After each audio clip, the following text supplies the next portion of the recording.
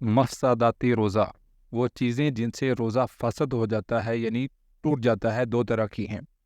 रोज़ा टूटने की सूरत में क़ज़ा और कफ़ारा दोनों हैं। सिर्फ क़ज़ा है, कफ़ारा नहीं। वो मफसदात जिनकी वजह से क़ज़ा और कफ़ारा दोनों लाज़िम हैं, दर्ज झेल हैं।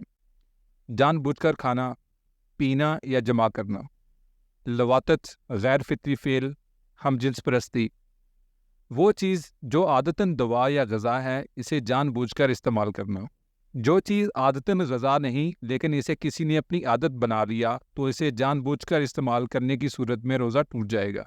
जैसे मिट्टी वगैरह खा लेने की आदत बना लेना। रोज़े का कफ़ारा मज़कूरा सूरतें वो हैं जिनमें क़ज़ा और कफ़ारा दोनों लाज़िम हैं।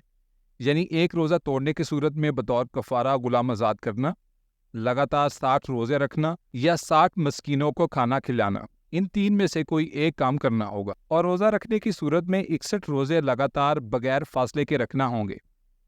अगर कफ़ारे के रोज़े रखते हुए एक दिन का नागा भी कर लिया तो दोबारा शुरू करना पड़ेगा और पहले वाले रोज़े ख़त्म हो जाएंगे। अलबत्ता अगर औरत कफ़ारे के रोज़े रख रही हो और उसके अय्याम शुरू हो जाएं तो इतने दिन का नागा माफ़ है। अय्याम के बाद वहीं से शुमार करेगी जहां छोड़ा था। अगर कफ़ारा मस्कीनों को खाना खिलाने की सूरत में अदा करना हो तो इसमें मंदरजा झैल बातें ज़रूरी हैं। भूखे और खाली पेट मस्कीनों का इंतखाब किया जाए।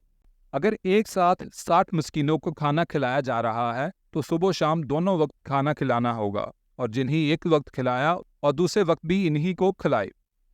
रोज़ाना एक मस्कीन को खाना खिलाने की सूरत में एक ही मस्कीन को 60 दिन खिलाना भी ठीक और 60 दिनों में हर रोज़ नए मस्कीन को खाना खिलाना भी दुरुस्त है।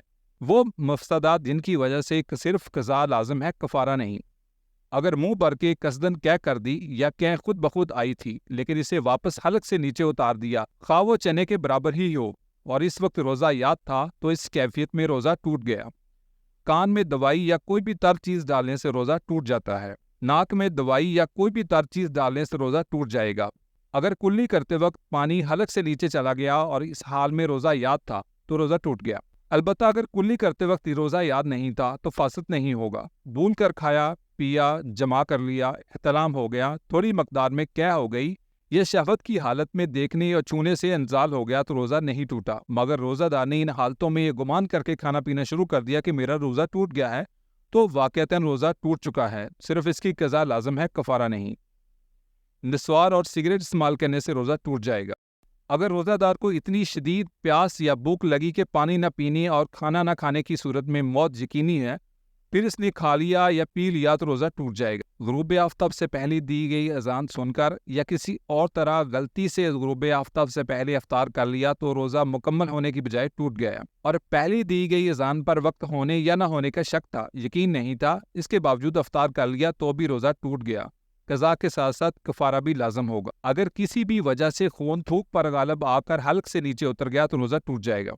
सहरी का वक्त ख़त्म होने के बावजूद ये समझकर वक्त ख़त्म नहीं हुआ, सहरी खाने में मशगूल रहने से रोज़ा नहीं हुआ। अफ्तार तक खाना पीना मना है और क़ज़ा लाज़िम है। दांत में फंसी चीज़ अगर निगल ली और वो चने से ज़्यादा थी या दांतों से बाहर निकालकर दोबारा निगल ली, कम हो या ज़्यादा, हर सूरत में रोज़ा टूट जाएगा। किसी बीमारी में मुब्तला होने वाले या हादसे का शिकार होने वाले को दवाई या पानी पिलाने से रोज़ा टूट गया तो फ़क्त क़ज़ा लाज़िम आएगी और कफ़ारा नहीं। और ऐसी दवा जो दिमाग या पेट के ज़ख्म पर लगाने की सूरत में दिमाग या पेट तक सरायत कर जाए, इससे रोज़ा टूट जाता है। दमा के मरीज़ जो वेंटोलिन इस्तेमाल करते हैं, इससे भी रोज़ा टूट जाता है। अगर रोज़ादार को रोज़ा तोड़ने पर मजबूर किया जाए और जान जाने का ख़तरा समझकर रोज़ादार रोज़ा तोड़ दे तो भी शरन रोज़ा टूट जाएगा। मुसाफिर ने सुबह सादिक से रोज़ा रखा था, फिर कुछ खा पी लिया तो रोज़ा टूट गया, क़ज़ा लाज़िम है।